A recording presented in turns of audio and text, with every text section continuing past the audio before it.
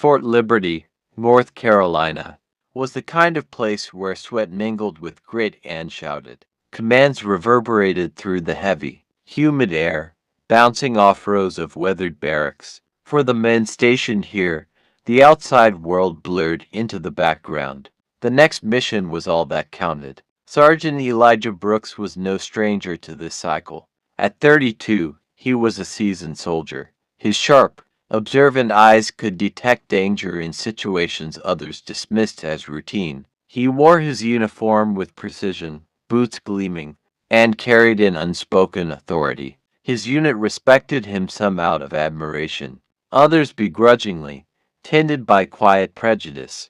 Elijah didn't chase approval. His actions always spoke louder than words. But Lieutenant William Harper was a different story. From the moment he arrived, Harper stood out. Raised in a rigid, conservative military household in Georgia, Harper exemplified order, a man who followed rules without ever questioning the hands that penned them. Young, clean-cut with a strong jawline and textbook posture, Harper's West Point credentials were flawless. But what he boasted in accolades, he lacked in battle-hardened composure. Elijah had earned that the hard way. Their first encounter set the tone. Sergeant Brooks, Harper greeted briskly, his eyes lingering on the stripes over Elijah's chest a moment too long.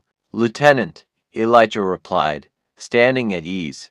Harper's voice was tight. "I expect discipline.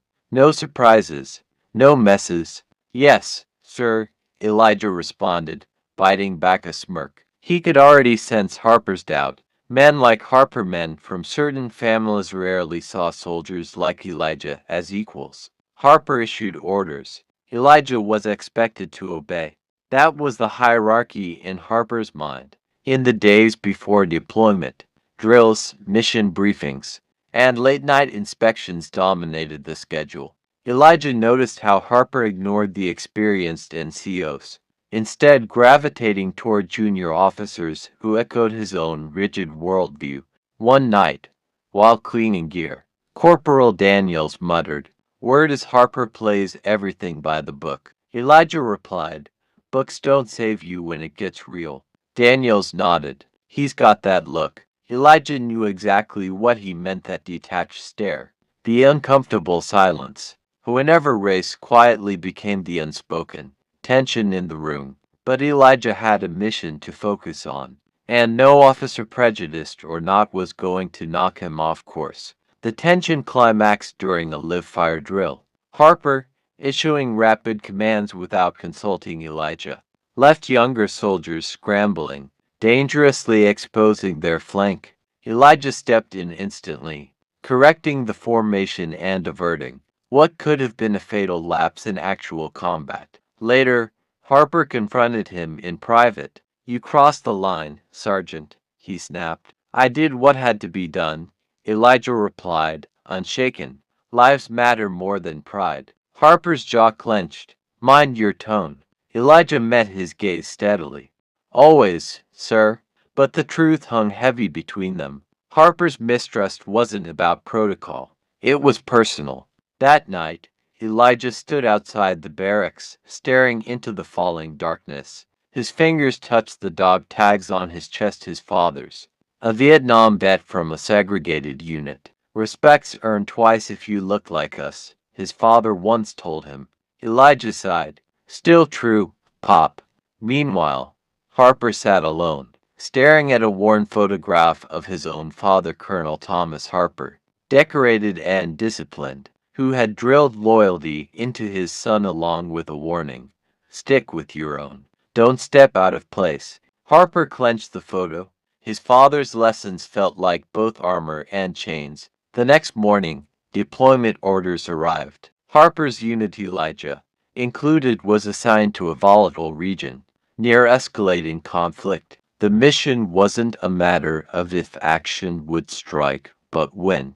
As families made rush calls and soldiers loaded gear, Elijah and Harper exchanged a wordless glance across the parade ground. A storm was coming, and neither man knew how much it would change them. The desert greeted them with merciless heat. For 2 weeks, The unit moved between checkpoints and convoy routes through dangerous terrain.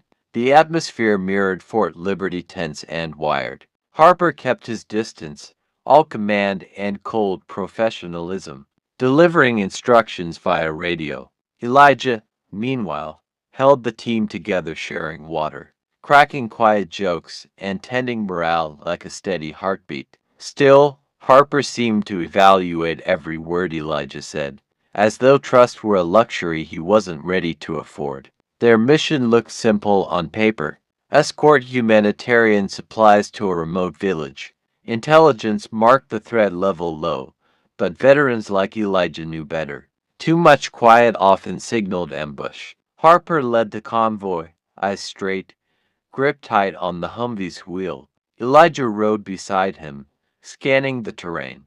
"See that?" he muttered, nodding toward a far-off ridge. Harper squinted. "Probably nothing, Sergeant." "Probably," Elijah said, but his fingers edged toward his rifle. Moments later, the nothing became everything. An night exploded beneath the lead vehicle, flames erupting, smoke piercing the sky. Gunfire blared from the ridge as shadows darted between rocks. Ambush. Chaos. Harper's Humvee veered and crashed into a ravine. Dazed, he reached for his weapon. Elijah was already moving, dragging Harper from the cab. "We're exposed," Elijah shouted. "We need cover." Harper, shaken, nodded. "Move." They ducked behind the wreckage as bullets tore through the air. The radio crackled, their team's voices garbled and distant. "Elijah!" Harper yelled. "We're cut off. Then we fight our way back." Elijah replied. Shoulder to shoulder, they returned fire, but the attackers advanced. A round struck Harper's leg, knocking him down. "Lieutenant!" Elijah lunged and pulled him behind cover. "Go!" Harper groaned. "Save yourself."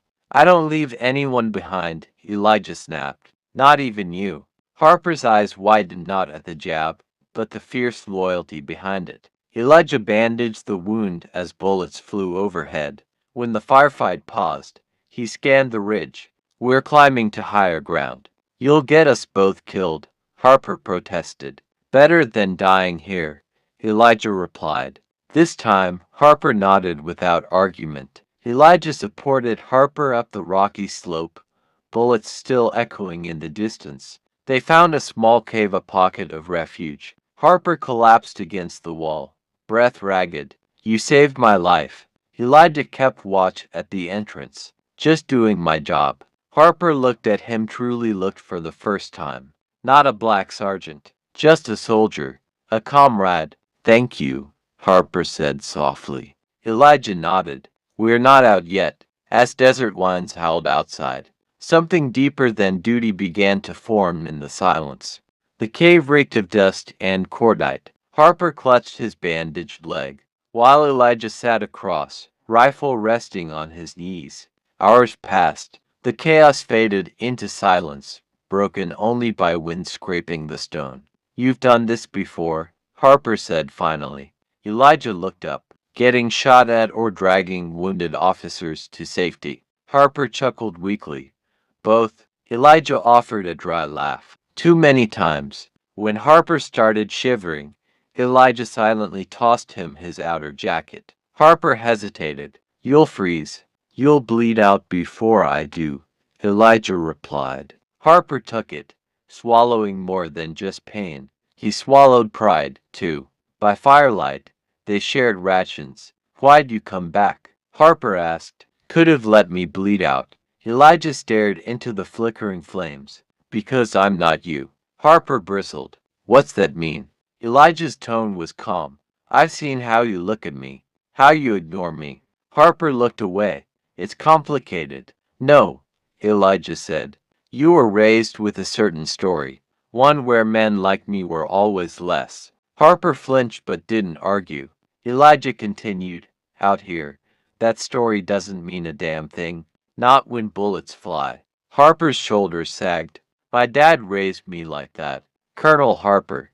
Decorated, respected, but always kept a wall up." Elijah nodded. "There are a lot like him. I thought I was different." "You are right now." Harper met Elijah's eyes. I'm sorry, Elijah. The first name caught them both off guard. Elijah smiled faintly. That's a start. By morning, Harper leaned on Elijah as they navigated the desert. Elijah shared stories about his family, about his father's resilience and his mother's fire. Harper, in return, spoke of growing up surrounded by uniforms and unspoken prejudice. Somewhere along the way, the wall between them started to crack. By dusk, sheltering beneath a crumbling watchtower, Harper whispered, I don't want to be my father. Elijah replied gently, then don't. Harper nodded. The hardest battle, he realized, wasn't out there, it was within. At sunrise, they moved again. Harper leaned on Elijah, step by step. Then, movement in the dunes. Down. Elijah shouted, dragging Harper behind a crumbling wall. Gunfire erupted. Elijah fired back, calm and precise. Harper tried to help, but Elijah snapped, stay down. Outnumbered, Elijah fought with ruthless skill. Harper watched in awe, fearing not death but losing the man who had saved him. When Elijah's ammo ran dry, Harper pulled him into cover. I'm not leaving you either. Their eyes locked. No ranks, no barriers, just brothers. Gunships roared in from above, scattering the attackers. Daniels led the charge. Medics arrived fast. As Harper was loaded onto a stretcher, he grabbed Elijah's arm. You saved me again. Elijah grinned. Guess we're even. No, Harper said. Not even close. That ends now. The room stayed silent, then applause erupted. Weeks later, Harper's medical discharge arrived. On the tarmac, he and Elijah stood side by side. Thank you, Harper said, for more than just the rescue. Elijah nodded. We both learned something. Yeah, Harper replied. About brotherhood. They shook hands more than a farewell. A promise. As the plane roared into the sky, two soldiers watched their paths recede into the dust. What began in tension ended in a bond forged by fire. No ranks, no color, just two men who saw each other clearly at last.